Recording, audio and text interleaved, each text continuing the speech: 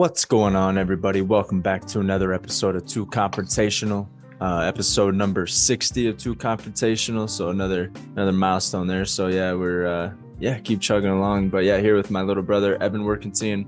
My name is Ty Workentine. Yeah, back at you with another episode. So yeah, last couple episodes have been March Madness episodes, which we're still gonna cover here today.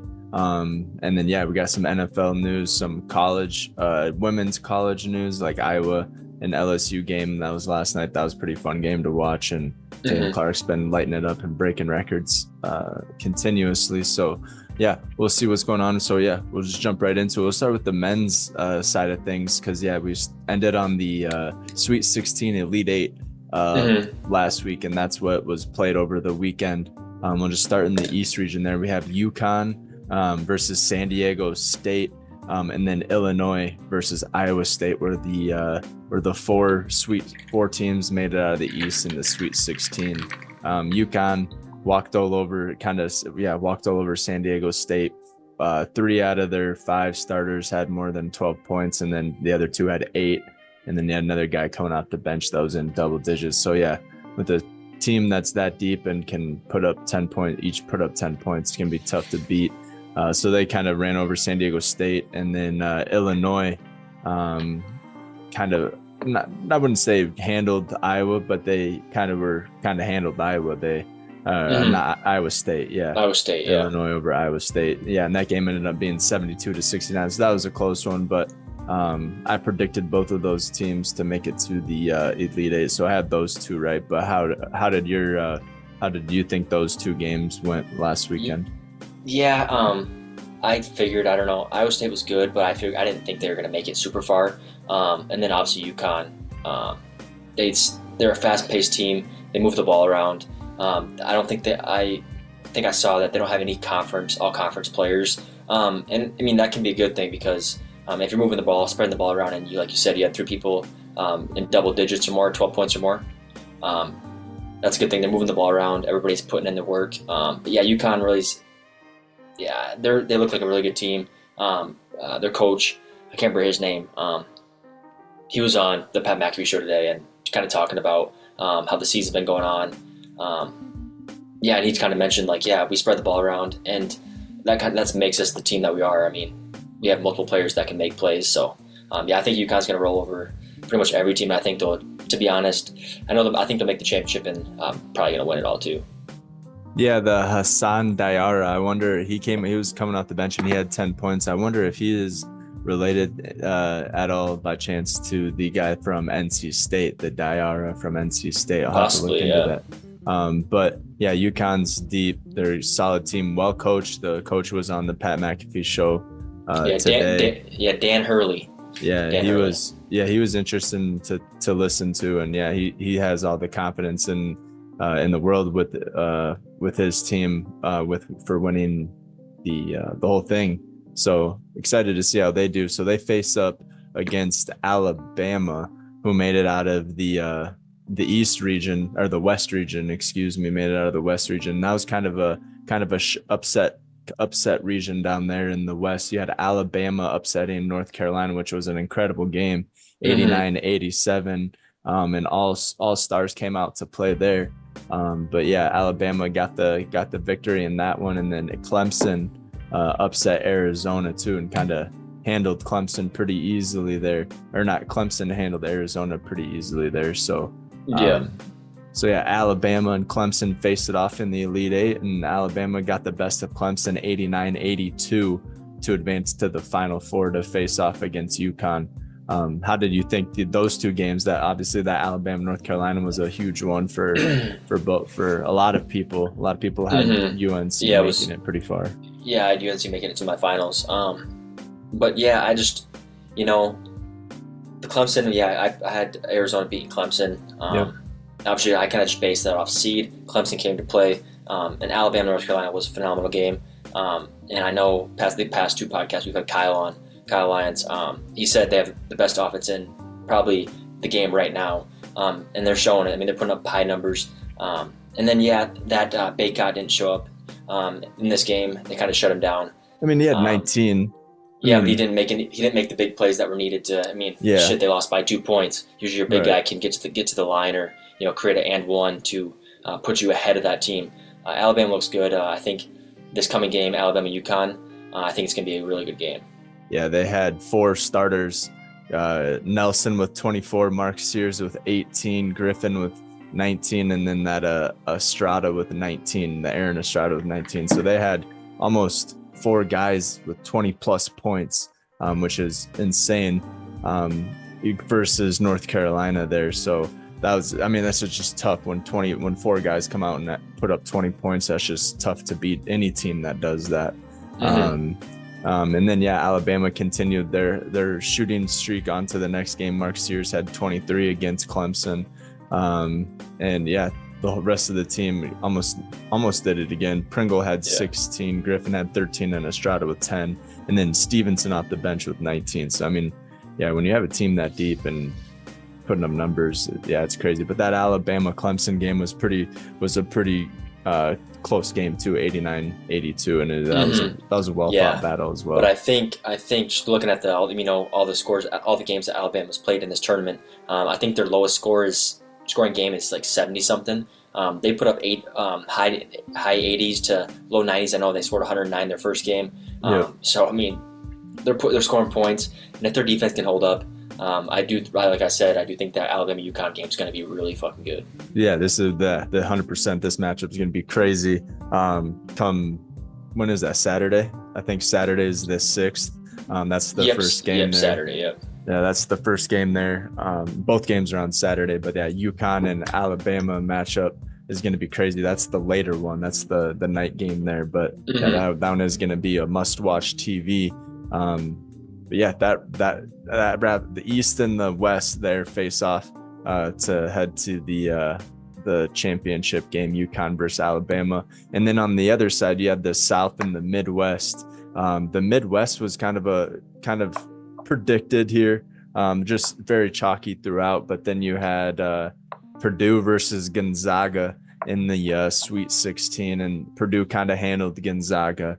They matched up earlier in the season, and Purdue won there. But thought Gonzaga had the game plan to go in and put up a good effort against Purdue. But Purdue there's no really matchup for Zach Edey. It looks like they walk all over Gonzaga, and then they face Tennessee in the Elite Eight, and Tennessee had to beat Creighton to make it to the Elite Eight there, and they did that 82-75. Dalton Knecht's been putting up numbers. He had 26 against Creighton, and then when 37. When 37 against Purdue. Yeah, when Purdue and Tennessee matched up in the Elite Eight there, that was a one for the century too. It was two of the top prospects heading into the probably NBA draft if Dalton Knecht chooses to head there. 37, like you said, for Dalton Knecht, and then 40 for Zach Edey. 41 and 16. Yeah, which is just nuts. So, I mean, he was getting a lot of calls. I think he got 15 calls or something like that. Yeah, 16 calls. Yeah, I think he drew. I know he went to the line about that many times. 22 times. He shot 22 free throws. So yeah, and I think he ended up causing, like you said, 15 to 20 fouls. The whistle is constantly blowing. I guess when you're that big, got those long arms, it's easy to catch people when they're playing defense. When he's bringing it up to the hoop or going for a rebound, it's easy to catch stray arms or stray hands and cause those fouls. But like Kyle said, like you said. I think, he's 7. What is he, 7'4"? Yeah. 7'2".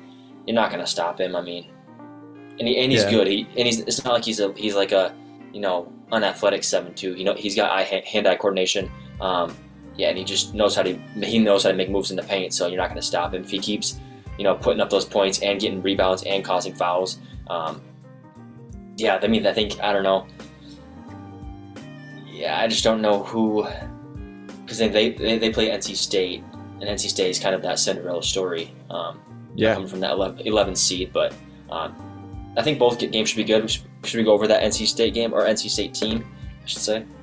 Yeah, 100%. So NC State had to play Marquette in the Sweet 16, and they continue their phenomenal run that they've been on, and then you had Duke who played Houston, which was a crazy good game too, low scoring, but 54-51, Duke upsets Houston, which kind of busts a lot of brackets as well.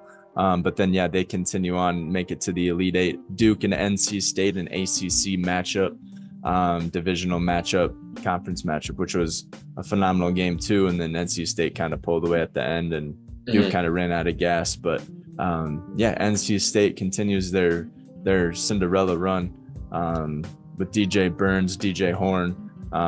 Yeah, DJ Burns kind of being that, has been that, yeah, that Cinderella story. What did Kyle call him? Can't remember. He's been the yeah, kind of just the face of the tournament pretty much, with NC State making this run. He's pretty much I don't know, he's pretty much the lover boy or whatever. Yeah, for people's this tournament. fan favorite for sure. Fan favorite, yeah. And then yeah, he had a meet and greet or whatever, and that line he had hanging out that restaurant or wherever he was at. So that's pretty cool for him and cool for NC State and all that good stuff. So yeah, Duke and NC State faced off. NC State beat Duke 76-64. And then yeah, so Purdue matches up against NC State in the Final Four. What do you think about this matchup? How do you think this one's going to turn out?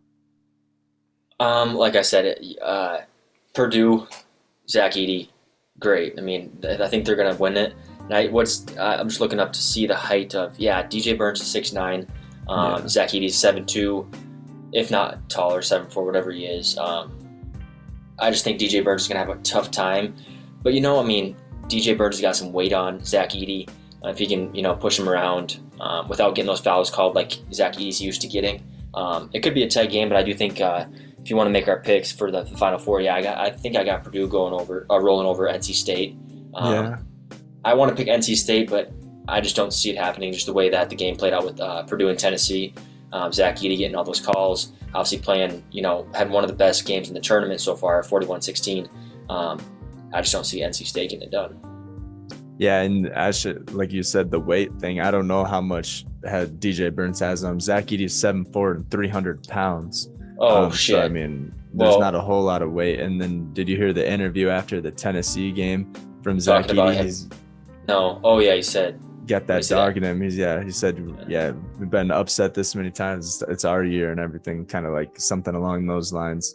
But yeah, he's been playing well and put up 41 and 16, like you said, or 40 and 16, whatever the final statistics were. But yeah, DJ Burns is 6'9", 275. So yeah, I don't think there's any matchup for Zach Edey in the tournament. So I think Purdue moves on. I mean, I have Purdue winning this whole thing, which hopefully they do. But yeah, I have Purdue advancing to the championship over NC State, but it is going to be a fun matchup. Everyone's going to be rooting for NC State. Purdue has like an 8.5 point advantage in this game, which probably is correct, but everyone thinks that's kind of high. But yeah, I'm excited to watch NC State and Purdue. Yeah, these games should be, hopefully, I mean, that the Final Four, obviously, they all should be good games. But yeah, I got Purdue as well. And speaking of DJ Burns, I mean, this could be his last hurrah playing basketball. For his entire life, he looks like he's. A lot of people are saying that he could be going to the NFL or just actually trying out for an NFL team or going to the. I mean, he's probably to the combine or whatever. He's probably gotten a lot of attention, just like his size and his athleticism, just on the basketball court. And his feet, his gotta have quick feet to be an offensive lineman. So, I mean. Who knows, but it's going to be a good game. But yeah, that spin move is vicious down low in the post. But yeah, I don't know if he has much of a defensive presence rather than just being big-bodied down there. I don't know if he has like the defensive skills to match up against Zach Edey. But we're going to find out if he does for sure. Yeah, 100%. But then on the other side, you have that UConn-Alabama game. This one's going to be this one's going to be tough. But if Alabama can get out and score a whole bunch of points, who knows? UConn, I don't know if they'll be able to keep up. They're not really known for, high score games. They're more of a defensive team. But who do you got going on? What do you think's going on with that game?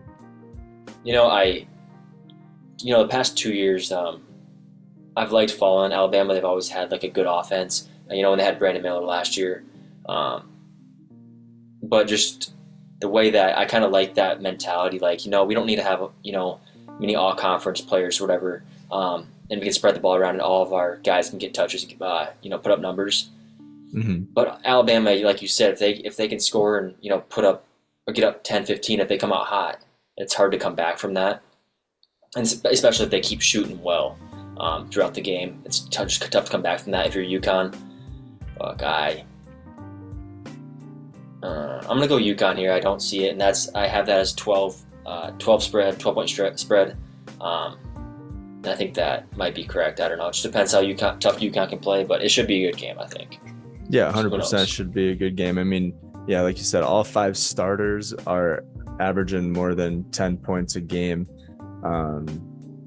for the UConn Huskies, and I mean Mark Sears is averaging 21. So if the Crimson Tide crew can come along and help out Mark Sears and put up the games they've been having and put up 90, 100 points, it will be tough for the UConn Huskies to keep up. But it's going to be interesting to see. I mean, I hope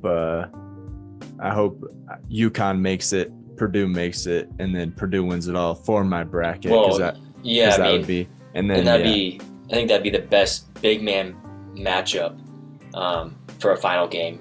Zach Edey versus that Klingman. Yeah, Klingen or whatever his name is. And he's 7'1" to 7'2", I think, too. So, and they're both very skilled. I think Zach Edey's got a little weight on him, but that'd be a pretty good matchup for big men. But I think both these games on Saturday, it just depends who comes out hot. And I think the team that, if they don't come out hot, the only team that could probably make a run and come back is Alabama because they can shoot so well. But I think it all depends on, who starts out hot. Yeah, I think it's going to be, UConn and Purdue, and then Purdue and it would be pretty cool to see NC State make it, but yeah, it would be cool to see NC State. That would have to be one of the first 11 seeds to make it to the championship because they were ranked 11th, I believe. Yeah, what was Florida Gulf Coast that one year, and then they didn't make it to the championship though. And then Florida Atlantic last year. Did they make it to the championship? Final Four. I think I don't know if it's to the championship. They're already. Yeah, I can't remember, but yeah. So I mean, it's going to be fun, interesting weekend over the weekend and Saturday, and then the championship game is on Monday. So both games are on Saturday. The Final Four games and the championship games on Monday. Yeah, should be a fun, Saturday and Monday. But after that, the madness is over. Which kind of sucks, but it is what it is. Yeah, 100%. And then you also have the women's tournament going on too, which has been pretty exciting. I mean, when I was listening to the stats and everything on Pat McAfee, they said 12.6 million views averaged, and the highest it got to was 16 million. So that's pretty nuts as far as that goes. Yeah, and then you had the Iowa LSU game last night when you had Angel Reese matched up against Caitlin Clark, and Caitlin Clark just puts on another dominant performance, and just goes off and everything. But the women's the women's tournament's been pretty interesting, and I'm just excited to see because who you have, South Carolina and NC State, which that's pretty cool having both NC women's and men's. That's happened a couple times in the past couple. It happened last year, I think, with San Diego State. I think. Yeah. With SDSU. I mean, obviously, UConn's in for women's, and UConn men's is in, right? Yep. So South Carolina versus NC State, and then Iowa versus UConn. The Iowa UConn is going to be fun to watch because now you have I think these guys played their freshman year. I think that's the only time they played. But yeah, Paige Bunkers and Caitlin Clark, probably the top two players in NCAA history. Paige Bunkers, it's been phenomenal for UConn, and Caitlin Clark. Obviously everyone's heard of Caitlin Clark setting records and doing that. She has the most points in NCAA tournament history, and then most assists and most 3-pointers. So that's pretty nuts. She just keeps breaking records left and right. So that's pretty crazy. But gonna be fun for the women's too. So for sure. Yeah, and everybody likes watching Caitlin Clark. She sells tickets. They were saying that who's the Indiana Fever? I think it's the WNBA team. Yeah, they're already selling out season tickets just to come watch her. But as far as like the LSU and Iowa game, that was a pretty good game. Obviously, Angel Reese got in foul trouble towards the end, and then she actually got hurt, came back into the game, got in foul trouble. And she's their best player. She still had, I don't think she still had like 15 or 19 rebounds. But it's kind of hard to beat an Iowa team with Caitlin Clark. She had 40 points, 41. Yeah, I think it was 41 was what she ended with, was 41 points. Yeah, 41 points. Yeah, I feel like there's no moment that's too big for her. She did have an interview where she did say that she gets I know anxious, but she never gets nervous. Like she doesn't have nerves. She's always calm, cool, collected. And I think these next 2 games when she's in, she's going to keep playing as well as she is. She'll probably drop 40 and 40 again. And they'll probably end up winning it. And I'm a big fan of their head coach. I can't remember her name. Mulkey. Mulkey for LSU. Oh, who's the Iowa coach? I can't. She was interviewed by Pat McAfee today, but I can't remember here right off the top of my head. Lisa Blunder, I think, or something. Yeah, yep, Lisa Blunder. Yeah. Yeah, she's a good coach. Yeah, she had a good interview today. She was on the bus heading, or was it yesterday or something like that? She was heading to Cincinnati for the championship games or the Final Four. Mm-hmm. So, yeah, Caitlin Clark putting up 41. Yeah, like you said, she always lives up to the moment. There's not a moment that's too big for her. All the pressure that's been put on her. This huge matchup against the rematch for the LSU Iowa was the rematch of the championship game last year, and yeah. Caitlin Clark puts up 41, but not only that, she also had, let me go back here. 8 assists, I think, 8 or 9 assists. She just makes her team so much better. Yeah, she has 12 assists and 7 rebounds. So, I mean, 12 assists. She almost had a 40-point triple-double. Right. Then you had that Caitlin Martin, or whoever, I think her name's Caitlin Martin, or Kate Martin, whatever her name is. She had 21 points. And then you had Sydney Affatler or something like that. Allfatter, I think it is. She had 16. So I mean, just incredible what Caitlin Clark does and puts around her. Who's that guard for? She was at, she was at Louisville, I think, and she went to LSU. Little guard. Yeah, Van Lith or whatever. Yeah, yep. Van Lith. Yeah, she was Haley Van Lith. Yeah, she was getting torched, man. She looked like she was on roller skates. She played pretty good defense, but I felt bad for her. Like, there's a few plays where Caitlin's shooting, catching a 3, and then she's just like, what do I do? Like, what are you supposed to do? I mean, yeah, 9 threes. She went 50%, almost like 9 for 20 from the field or from the 3-point line.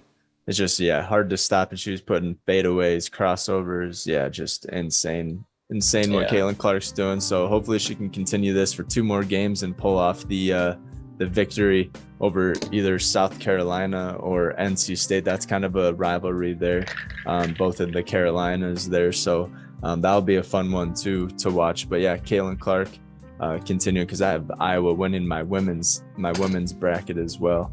But South Carolina, NC State, that's going to be a good matchup there. Don't know much about women's basketball except for like when it started. I've been paying a little bit of attention, but just to the tournament, so I don't know much about these teams. But can you what was the final score of the LSU and Iowa game? 97 to or 94 to 87. Yeah, see, I mean, they're putting up. Yeah, it's fun to watch for sure. Yeah, the same or if not more points than the men's basketball. I thought that was a very fun game to watch, the Iowa LSU game. But as far as both these, Final Fours, right? I think they're both going to be, men's and women's are going to be pretty good. Yep.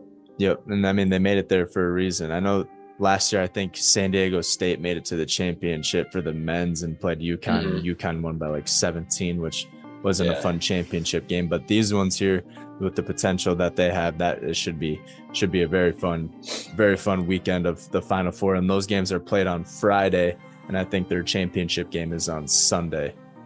So that should be fun, and excited to see what Caitlin Clark can continue to do, and then also excited for the men's as well. Tournament, NCAA March Madness tournament is wrapping up, so this is the final weekend, and then Monday is the men's. So it's been a fun ride. I mean, I love this time of the year. Probably one of my favorite times of the year, besides October when NBA playoffs and football's starting and stuff like that. But yeah, what do you got to add to the NCAA tournament? Yeah, I mean, I'm just waiting for these, games. I mean, obviously we have women's and men's, the next Friday, Saturday, Sunday, Monday. So I'm Right. excited for that. You're probably not But too invested with Tennessee getting no, booted out of there as I far as the mean, bracket wise goes. Connect had it. He did all he could. He had 37, Right. to help his Right. team out. They weren't able to get it done. Still a good team. I'm not sure. I don't know what age he is or what grade he's in, but um, if they can keep him around, kind of build around him, I think they're going to be good for years to come. Yeah. And Unless he's a senior, I guess. Because he was a transfer from somewhere like Colorado State or something like that. Or Yeah, so he's probably not a freshman. So. yeah, no, I think he's a senior. But here, I'm looking it up here quick. Don't connect. Yeah, I don't know. He's a baller. Zach Edey's got to be. He's like a 7-year. Yeah, he's been at Purdue for like 7 years. Right, but everyone had that COVID year. But yeah, Dalton Connect is a senior. He's from Colorado, so I think he went to Colorado State or something like that, and then entered the transfer portal for his last year, and then ended up at Tennessee last couple of years. Yeah. And then Zach Edey's like 7 years old. But excited for to see this last weekend of the March Madness. But we also have like NFL news. Big NFL news, yeah. NBA's wrapping up the regular season and the playoffs start here soon in April. So I'm excited for that too. But yeah, you have big news coming out of the NFL. Yeah, quarterback signing Carson Wentz. I guess not huge news, but Carson Wentz to the Kansas City Chiefs, which he's going to be chasing rings with Patrick Mahomes. And so that's kind of a nice backup job to have for sure. Yeah, for sure. Absolutely. I mean, I think it's funny. He's already won a Super Bowl. I mean, he won a Super Bowl with the Philadelphia Eagles which Nick Foles led them to the Super Bowl and won that Super Bowl for him. And now he's in the same. He's not in the same position because obviously he played 10 games that year, 8 games that year when he won it. He won't be playing at all. He won't touch the field unless you're up by 20, 30 points. Or Patrick Mahomes gets hurt. Yeah, he might. Yeah, I mean, Patrick Mahomes he gets hurt, like he'll be out like a series or two, and right. But I mean, if it's game, who knows? But I mean, football's a contact sport. Everyone gets hurt, so I mean, it could be a freak accident like the Aaron Rodgers thing or Kirk Cousins. Yeah. You never know what could happen. But if I were Andy, a decent backup though. If I were Andy Reid, I'd have 3 quarterbacks in the roster at all times in case Patty Mahomes does get hurt, and you put Carson Wentz in, and he does what he usually does. He's very roller coaster of a quarterback for sure. Yeah, but good pickup. I'm happy to see him. He's played for the Redskins, he's played for the Colts, and he's played for the Philadelphia Eagles. This is his 4th team in 7 years to 8 years. Right. Because I know he signed with the Colts and he was only there for a year. Yeah, he played with the Redskins or the Commanders too. Yeah. He's played 3 teams. This would be his 4th. Yeah. I mean, yes, Stephon Diggs is on the same track too. I mean, he just got traded as well to the Houston Texans from the Buffalo Bills. So the Buffalo Bills completely cleaned house and are starting from scratch besides Josh Allen. But yeah, you had the Houston Texans signing Stephon Diggs. So now they have Joe Mixon, Tank Dell, Nico Collins, Dalton Schultz from the from ex-Cowboy. I mean, just weapons galore. And signed Danielle Hunter on the defensive end. Danielle Hunter, and they still have that rookie. I mean, what's that rookie? He got Rookie of the Year. He's a D lineman, I think, for Houston. Because the offensive defensive Rookie of the Year came from Will Houston. Anderson, yeah, Will Anderson. So, I'm just thinking of Lambeau off Pat McAfee. He calls him Danielle Hunter. Yeah. Instead of Danielle. But Lombardi's funny as fuck. But they're young. It's going to be interesting to see because Stephon Diggs is a veteran.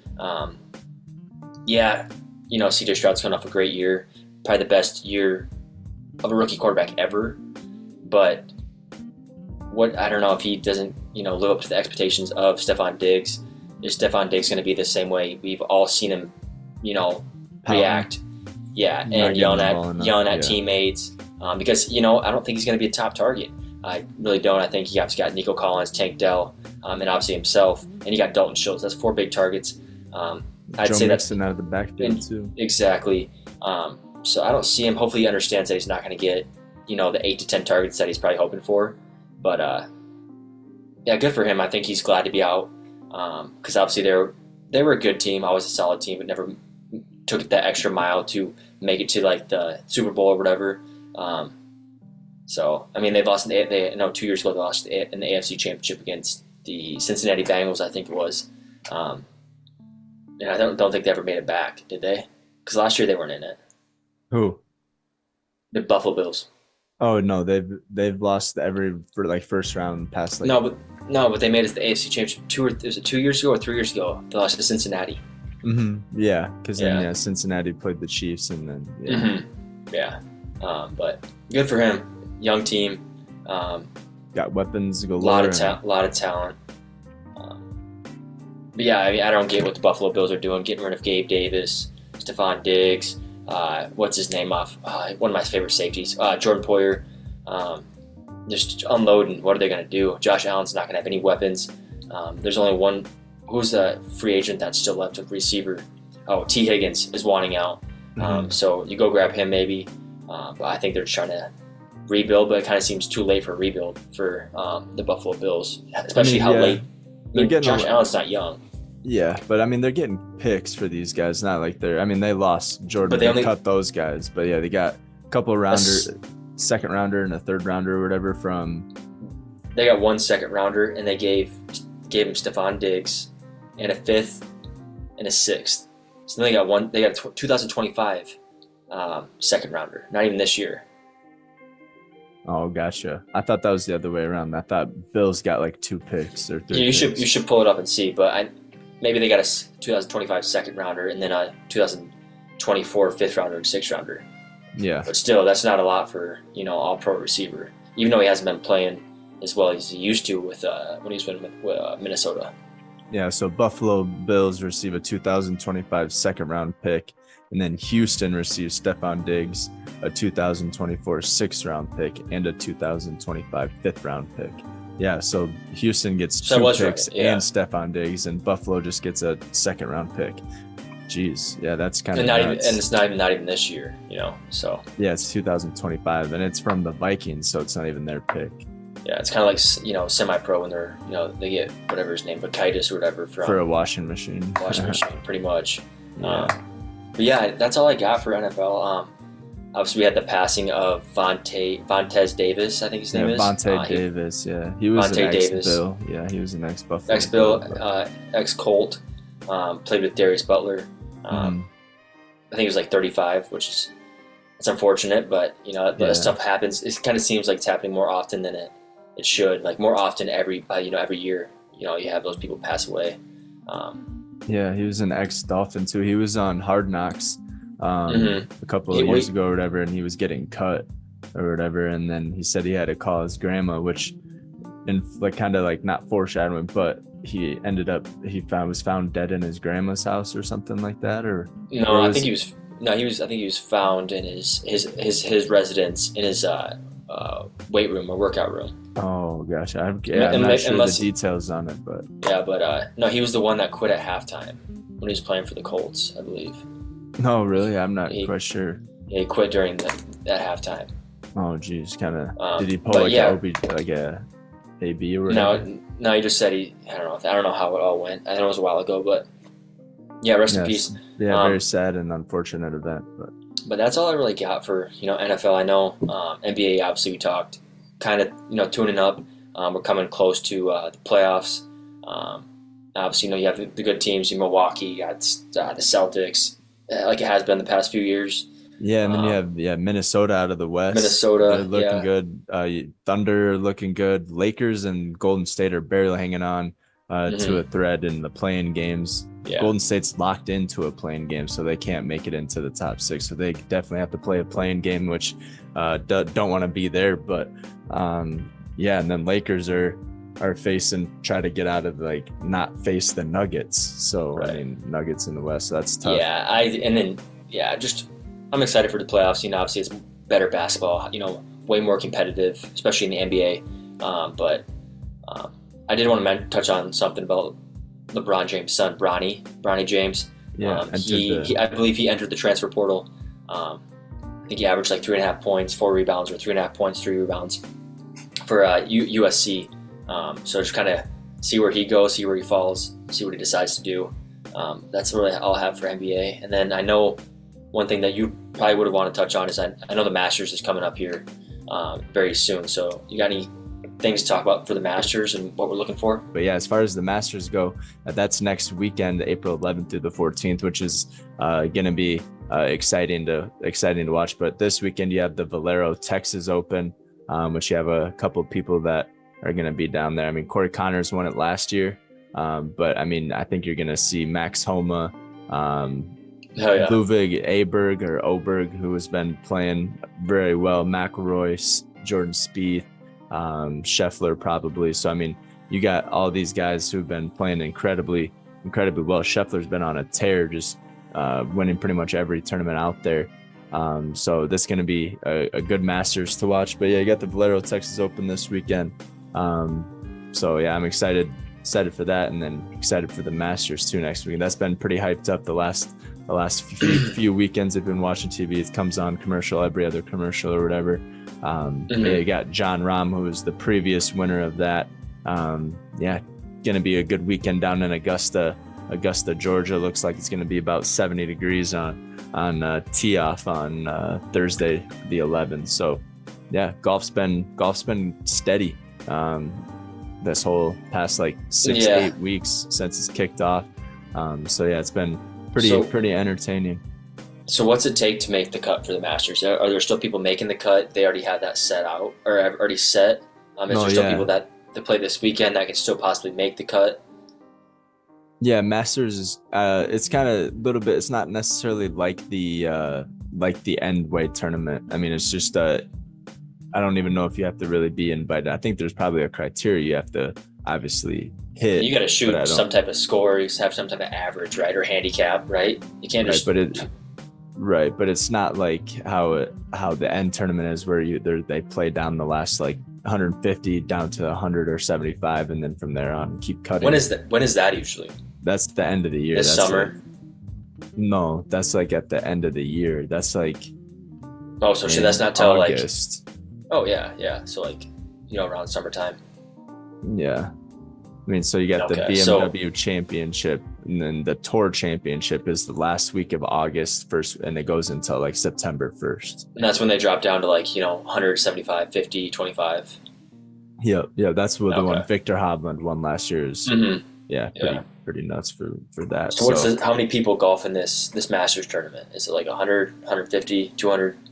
Yeah, I think it's like 100. I'm not quite sure what the exact number is. I think it's like 90 or something on the like right there, and then they cut it down to like 45. They take half the field, and then the rest of them play out. So, gotcha.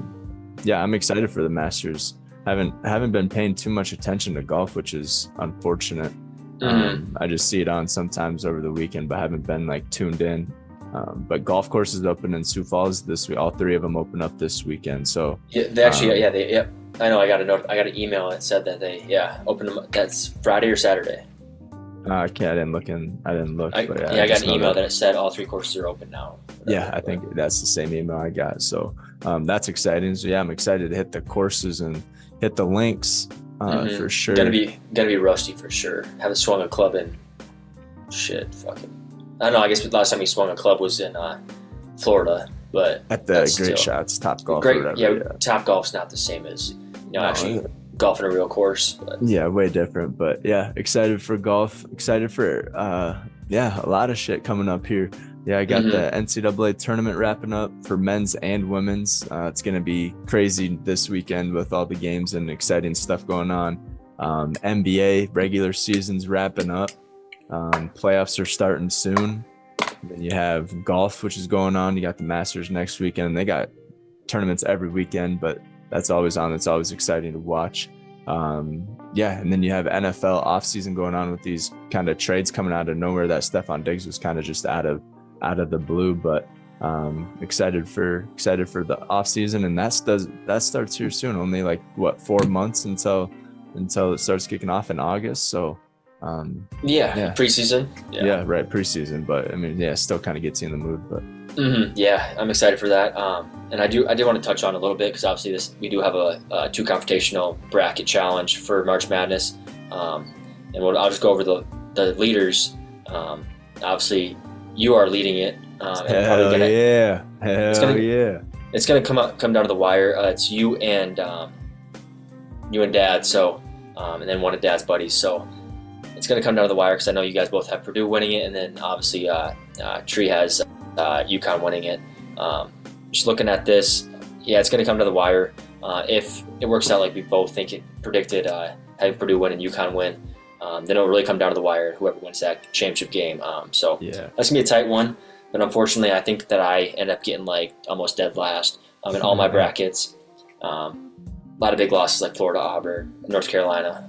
But yeah, I just wanted to go over that. But that is all I have, and I'm excited. Yeah, like you mentioned, golf coming up, NBA is coming up to the playoffs, and then obviously off season. A lot of moves in the NFL, a lot of free agents that are still maybe not in their prime, but they're still good players to add to your team. So Yeah, and I think we're probably going to do a fantasy league again, and that's going to look completely different. Teams are going to look completely different this year from last year. So I'm excited for all that to happen and for fantasy football to start. I know it's kind of a long ways away to go, but already looking forward to that. But yeah, summertime right around the corner.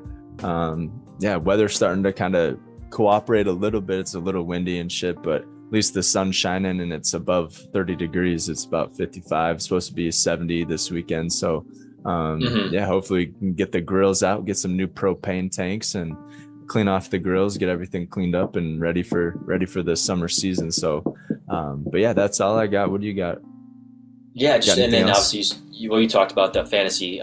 We'll be doing a podcast with a guest here in probably about 3.5 weeks. April 25th is the NFL draft in Detroit. So we'll be doing multiple guests on. I got a few guests lined up that want to come in and talk about specific teams. Like, we got a Bears fan, we got a Vikings fan, we got a bunch of different fans of other teams that want to come on and kind of just chit chat about what they think their projected team is going to look like, what they're going to do with their picks, because Vikings are looking pretty interesting with the 11th and the 23rd or whatever they have. So they could be moving up and stuff like that. So yeah, exciting. We're going to have a couple guests on to kind of go over all that good stuff and get some insight and intel from some of the fan followers of the team. So excited for, NFL draft and all that good shit too. So yes, sir. Yeah, that's all I had. Just wanted to mention that. Yeah. Alrighty, guys. Well, thanks again for tuning into another episode of TEW Confrontational. Episode 60 is officially in the books. But we'll see you guys all next week on the pod. Until then, peace. Peace.